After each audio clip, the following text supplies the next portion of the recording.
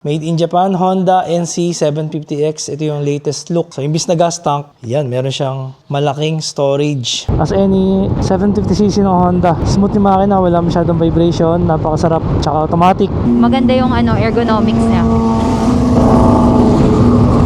Hi mga katingin, isa na namang first ride. Kasama si Mrs. Katingin. And today, ito gagamitin natin. Ito yung mga pang long ride natin dito ngayon. Ito yung pinakabago natin pang long ride dito. Ito yung rare, konti na sa Pilipinas to. Made in Japan, Honda NC750X. Ito yung latest look. 2022 nag-start yun. So this is a 2022 model. So maganda dito, sport touring adventure ang itsura niya pero fully automatic. May crash guard, may gold runway na. Ang amazing dito is, nakikita niyo yung gas tank niya. Hindi talaga to gas tank. Ito yung plastic. Ito nyo to, pag sinusi natin to. Yan, meron siyang malaking storage. So, imbis na gas tank, tsaka yung battery niya nandito rin. So, napakadaling i-access. Kita nyo, meron tayong dalang bag dito. Lagay natin siya. So, kasi yung paper bag, tapos ito yung ano natin, yung RFID cards. Lagay natin dyan. And, ayun na, kasyang-kasya. Kaya makita mo, wala siyang clutch dito. And wala siyang shifter. Footpeg lang talaga. Tapos meron din siyang parking brake dito nakaparehas ng sa Rebel 1100 tsaka sa XADB 750. So kung hinahanap nyo yung gas tank niya, well, nandito siya sa likod. Twist mo lang pakaliwa tong susian sa ibabaw ng storage niya. So yun na. Nandito. At mas malaki ang gas tank nito kumpara sa XADB. Sa XADB meron lang siyang around 13 liters of fuel capacity. Ito meron siyang 14.1 fuel capacity. And then pag ibabalik mo siya, hatakan mo lang to. Yan. Tapos yung quality ng seat nito, kita nyo sobrang premium. Sobrang lambot, parang mala BMW. Tsaka yung seat cover niya, sobrang lambot talaga. So let's go, subukan na natin to. Ito na first ride natin sa Honda NC750X kasama si Mrs. Katingin. So alamin natin kung worth it ba siya sa pagiging rare. So, isa to sa mga rare bike ng Honda kasi hindi ito pinarating ni Honda Philippines. So, nagparating ito 87 powers. Nagbinibenta niya yung mga gray units, yung mga hindi pinaparating dito na Honda units, kaya niya iparating. Basta any units na galing sa Japan, mga JDM. Napakagaan na pakiramdam. Kasi 15 kilos lighter siya versus the XADB 750. Pero yung makina niya parehas na parehas, pati yung transmission, pati may plus minus siya rito. Parehas na kay XADB 750. Kaya wala kang isipin sa pyesa pagdating sa mga transmission, makina, mechanical, kasi same siya. So basically para siyang sport touring na XADB or yung lighter and lower version ng XADB kasi yung seat height niya mas mababa din. 800mm, 820mm kasi si XADB 750. So that's around 1.1 inch ang difference nila sa seat height. Kaya pakiramdam, very nimble. Maganda pa sa kanya, mas manipis yung body. Kaya mas madali kang makapag-filter sa heavy traffic sa Metro Manila.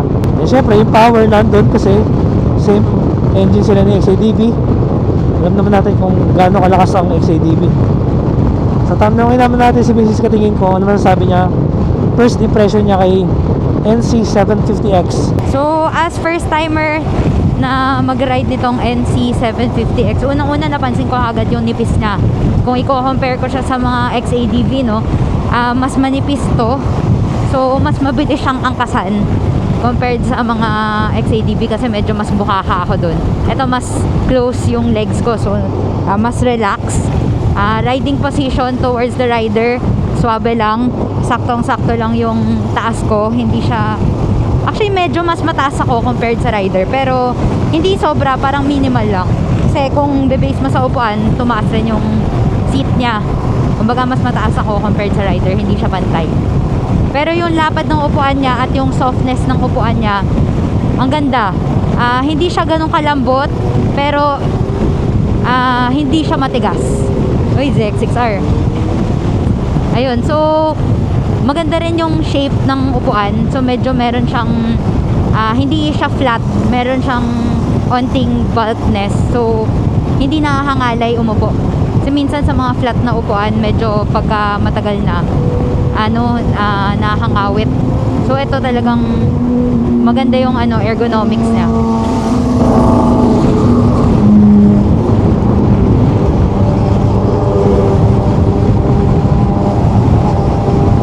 Ay, maganda pag ZX6R, streamer. na upuan, no? Yung quality yung seat niya. Para siyang maganda. gel type. Yes. Sobrang lambot.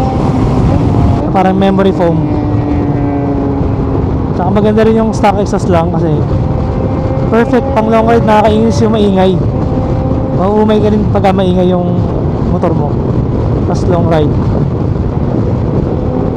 Masarap na ito gamitin sa ano? Sagada or Baguio, no? Nung nakuha natin to, excited akong i-ride talaga tong NC750X kasi bukod sa alam mo ngang same engine siya with the XADV, meron kasi tong kakaibang looks na actually si Jeneline Mercado nakagamit rin ito or nagkaroon siya ng ganito. So, nakaka-curious kung ano ba ang difference or ano ba ang pwede niyang may offer na hindi ma-offer ng ibang mga scooter. So, pansin ko agad sa kanya na compare mo sa ibang mga scooter, medyo malalapad ang mga ibang scooter na nasasakyan natin tulad ng XADV at Kymco, no? T-Max, di ba? Medyo malalapad ang mga built niya, so medyo kung backrider ka at medyo long ride ang ginagawa nyo mag-asawa or magsyota, buka ka talaga yung backrider. Pero ito talaga manipis siya, so hindi nakakangalay. Kumbaga relax position talaga, parang nakaupo ka lang na sa sofa, ganyan, sa kotse, ganyan. Yun yung feeling ng position niya. Papatay ka makina para makuha mo yung RFID card.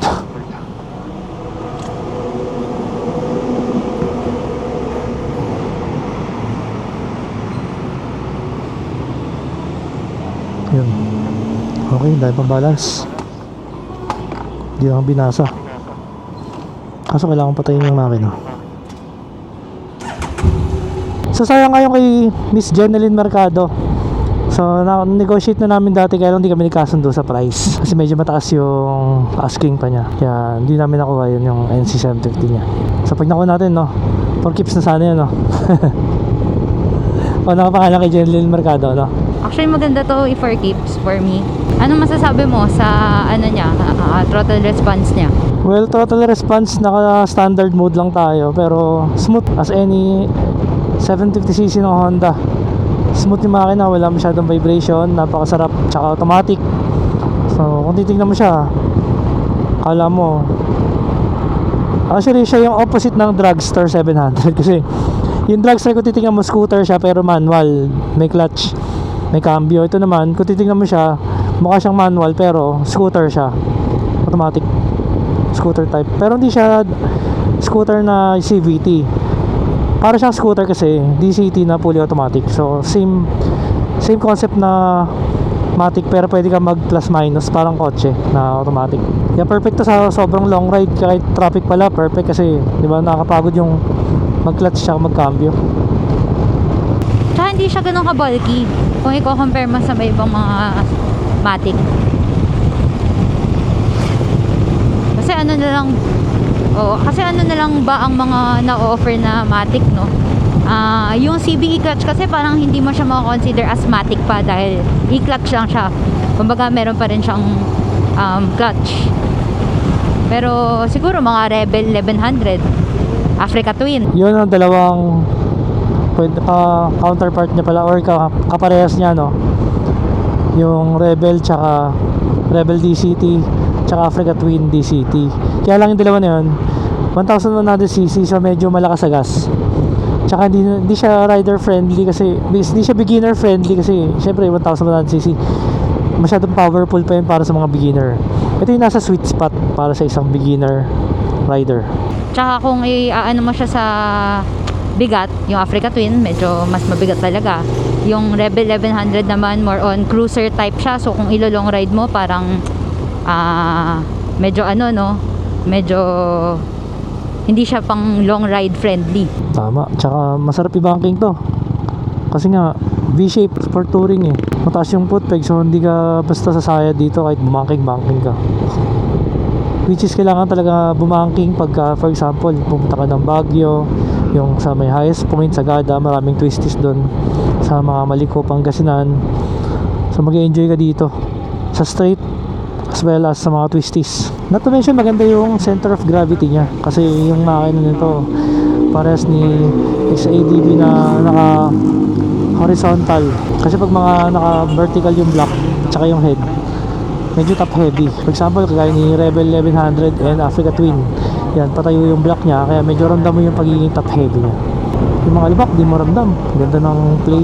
Tsaka kung ito talagang hawak mo, akalain ng mga tao talagang manual. Hindi nila isipin na automatic pala. Oh, nakaka-amaze, no? Pero kasi yung Africa Twin, marami na rito, tsaka yung Rebel, kaya alam na nila. Ito, magtataka sila, anong motor yan? Actually, mukha siyang Transalp kasi yung headlight niya parang similar yata kay Transalp. Pero actually, hindi ka parehas eh, pero hawig.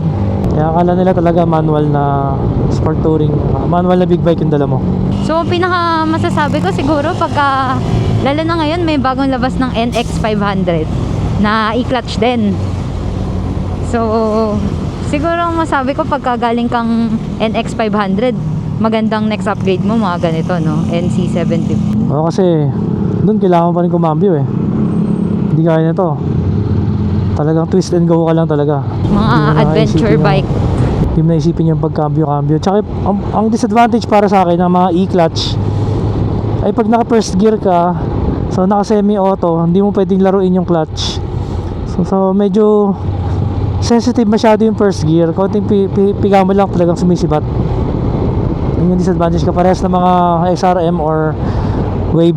Kaya pala yung iba, mas prefer nila ang standard. Kasi nalalaro nila yung natitimpla nila, kumbaga control nila yung kanilang speed. Kasi alam mo naman ng big bike, malakas ang power niya, malakas ang torque. Kaya advantage yung pwede mong makontrol yung arangkada mo from stop. So ngayon dito tayo sa Santa Maria, Bulacan, namamasyal tayo dito. May dadalawin lang tayong tropa.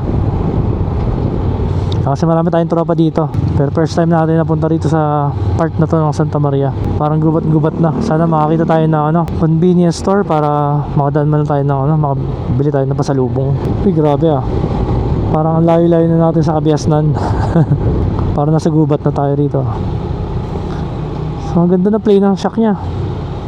Suspension talaga na-absorb niya yung mga lubak ko. Right. Right? Right or left? Right. Uy. Right nga, right. Wala, may motor yun.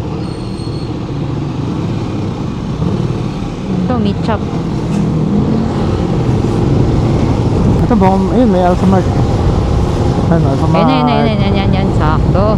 Sakto. Bili muna tayo ng pasalubong. Magkatabi lang ata sila. Oops. Oops. Ayun, malakas ang brakes. Na-try natin yung brakes. Tayo mag-park sa likod ng click. Okay kasi.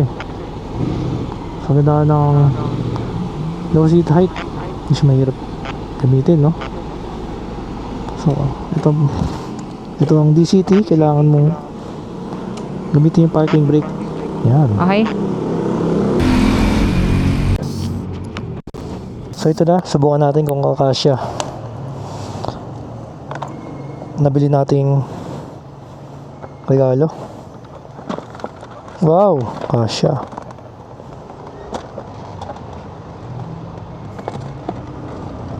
Kasi malulukot lang.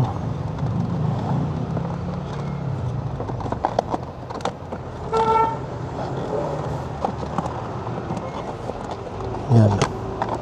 Kasyang kasya.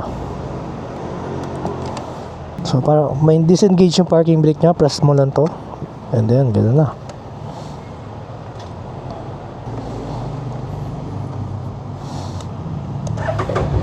So ninibago ko lang sa kanya sa una. Pero maganda sa kanya, may neutral siya, so kahit mag side stand ka.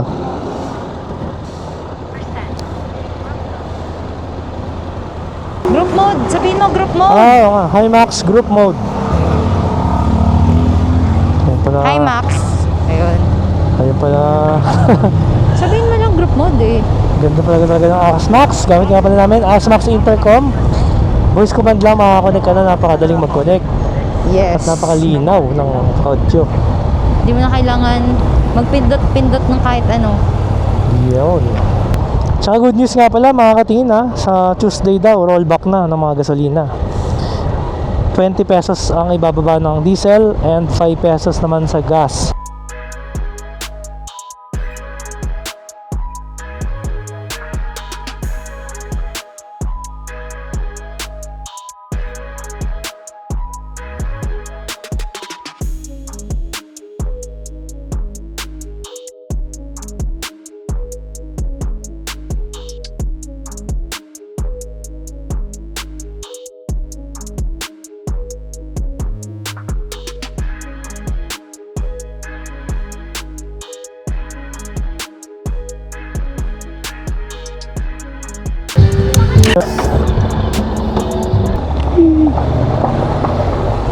Ganda rin pa rin ng tires niya, naka dual sport tires, kaya ano yun. IMAX group mode. Sakto siya sa off-road. Ay, nagala daw. Ba't nandun na? Ayan sila. Kumakain pa siguro sila. Kakain pa? Seryoso? Sarap talaga ng fully automatic. Parang scooter ang pakaramdam. Sarap pala gamitin talaga na itong NC750X. Nakaka-inlove. Kasi ang ganda ng handling niya. Hindi siya kagaya ng XADV na parang lumalaban. Kasi nga mahaba, mabigat. Ito magaan eh, oh. Gaan ng handling. Oh. Kaya i-banking oh. Ramdam ko nga yung gaan na sinasabi mo kasi. Oo. Grabe Hindi ko siya ang bumangking eh. Hindi siya lumalaban eh. Talagang gusto niya humiga eh. Pwede to sa mga babae, mga gustong mag big bike na Yun, medyo kasi napakababa ng seat height. Mas mababa yung seat height intimidated niya. sa bigat. Tama. Bigat tsaka seat height.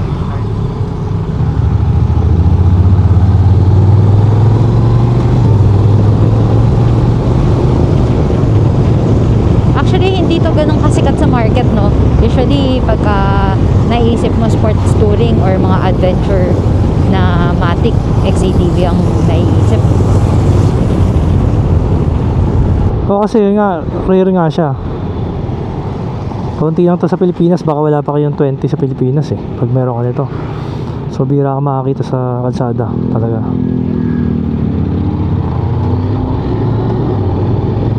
So syempre pagka automatic, pag DCT, sarap no, hindi siya yung pag manual kasi diba, minsan masusubsob ka pag kumakadjak, Oo. diba? Pag engine brake, pag arangkada, Smooth eh, no? change gear clutch. Ayun. Ano? Ay ba sa akin? Ito kailangan talaga. Ay.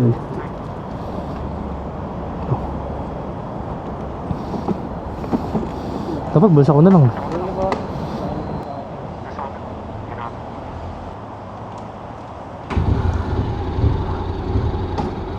Ang dami bariya ng sahig. Mga piso-piso. Napakasarap ng ride. Nakaka-relax. Pagkatahimik ang motor mo, peaceful, very peaceful. Tsaka automatic, wala ka nang iniisip. Alam mo, love na love ko tong NC750X. Parang na-inlove ka lang sa kanya ngayon. Gusto ko na talaga siya dadapang i-ride eh. Kasi, unang-una syempre looks niya, kakaiba. Hindi siya typical na big bike na nakikita mo lang sa kalsada. Syempre, sa pagbabiyahe, isa sa mga titingnan ko talaga yung comfortability ko as a back rider. Kumbaga yung paano ako umupo, tsaka sumampa. Kasi may mga ibang units na hirap talaga ako sumampa dahil medyo malapad yung mga upuan, lalo na pag Matic. Malapad talaga yung upuan nila, so tendency talaga pagka nag-ride tayo, nakabungaka talaga ako. Ito, yung position ko, para akong nakaride sa mga adventure bike. Parang mga Tiger 660, Mga mas komportable, no? Pagka mas manipis yung body, no? Oo. Hindi ka masyadong bukaka. Yes. Pero at the same time, natutuwa ako kasi ramdam ko rin kung paano ka mag-drive. Ramdam ko na nagagaanan ka. Kumbaga, hindi hirap. Minsan kasi tulad ng Versys 1000 o kaya ng Africa Twin, medyo, or Tracer 9 GT, medyo may kabigatan. So ramdam ko rin pagka nagda-drive ka, hindi kayong parang comfortable. Hindi naman hindi comfortable. Parang minsan may struggle. Lalo na pagka traffic. 'Di ba? Yeah. Kung relax lang, relax riding talaga. Kumbaga kahit kung paano ka tawag dito,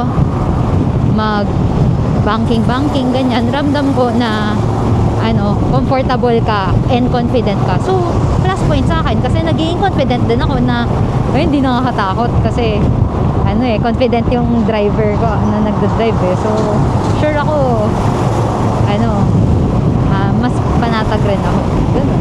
Kaya gusto ko talaga tong NC750X. Yung vibration niya, although meron, ramdam ko sa paa ko may vibration, pero minimal lang siya. Hindi siya nakaka-disturb. Hindi siya disturbing kasi meron akong mga na-ride na mga big bike na disturbing yung yung vibration eh. Ito all good yung vibration for me. Ito malilaki yung vibration niya no? Parang inuuga ka lang. Oo. Tsaka yung ibang motor kasi ramdam mo yung vibration sa paa eh. Minsan kinikiliti yung paa mo, minsan nakakainis. Ilagay yung paa sa footpeg kasi talagang sobrang Alam siya ng vibration. Oo. Sobrang smooth. Nakapanap nga ako ng cambio tsaka clutch. Kasi mayroon ako sa kanya para ako yung mga proper adventure bike eh. Kung may cambio eh. Kaya nakakatawa siya eh. Ang weird na pakaramdam eh. O siguro para ka naka-Africa Twin na. Kasi hindi ako sanay sa Africa Twin. Kaya para ako naka-Tracer ganyan or Tiger. Compact siya na sport touring. Lalo pag nakapagpalit ka ng aftermarket exhaust, syempre yung red exhaust, gagaan pa lalo. So it's a 750 kaya meron kang power para overtake. Hindi nga pipitinin. Ang kagandahan na dito, hindi nakakabigla yung arangkada niya. Smooth Kasi lang. mga ibang motor, smooth lang. Ibang motor talagang unang throttle, alam mong grabe yung arangkada. Pwede rin yata yung i-override yung cambio eh, parang kotse. For example, ngayon naka 6 gear tayo, try ko mag 5th gear, minus ko. Ang galing, parang kotse. Pwede ka mag downshift pagka ayaw mo yung gear niya para baka pang overtake. Yan, overtake ako, 5th gear, ayun o, 4th gear, para may engine brake ka din, pwede ka mag downshift. Galing, amazing. Uy, dahan-dahan naman. Tapos pag hindi ka na nag-shift, automatic pa rin siya pa rin na mag-shift para sa'yo. Ang kagandahan pa dito, may top box sa likod. So, plus point sa back rider. Mabot yung likod mo sa top box. Oo. May mga ibang top box kasi naman malalaki. So, tendency, natatamaan pati yung mga dito yung sa may shoulder part. Minsan masakit. Pero ito, saktong-sakto lang yung laki niya. Kumbaga, medyo maliit nga siya eh. So, sakto lang sa back talaga. Ay, na-Rebel oh. Rebel 500. Saka ganda dito, syempre made in Japan, tsaka Honda. Tsaka yung XADV engine, tsaka transmission na dual clutch transmission. Wala pa naging issue ever since. Kaya expected mo na napaka-reliable ng bike na to. Wala kang magiging problema kung i-overkeeps mo siya.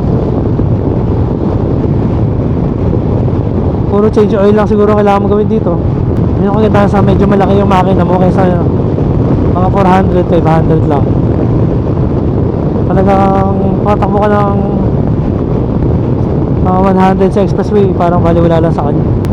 Meron ko paling enough power to overtake in case of emergency. Para sa akin isa ito sa gusto kong ma-4keeps na big bike.